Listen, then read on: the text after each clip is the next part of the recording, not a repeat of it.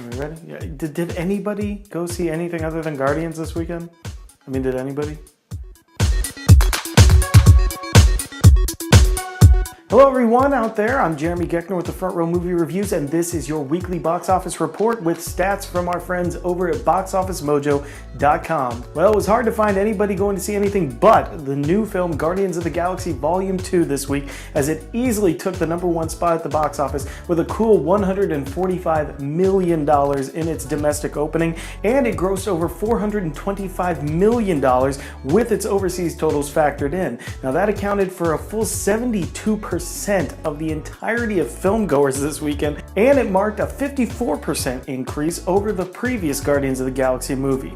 And you know, I gotta say, it must be nice to make a movie for $200 million and just know automatically you're gonna make your money back in like 2 weeks. The rest of the top 5 pretty much came out exactly as you would expect. Number 2 being The Fate of the Furious. This brought in another $8.5 million, which brings its domestic total up to $207 million, and it has now passed $1.1 billion worldwide. This franchise keeps going strong. At number 3, it was Fox's animated film The Boss Baby. It brought in another $6.1 million, which brings its domestic total up to $156 million. And considering that it's in its 6th week of release and it's still cracking the top 3, who knows how much further this thing is going to go, but it's the only kids film out there for right now, so it might keep going very strong. Coming in at number 4 was the very surprising 2nd place runner from last week, How to Be a Latin Lover. It brought in another $5.2 million, bringing its domestic total up to $20 million. And while that number might not seem as big as some of the others on this list, that film was such a small market, and the fact that it is still in the top 5 in its 2nd week of release,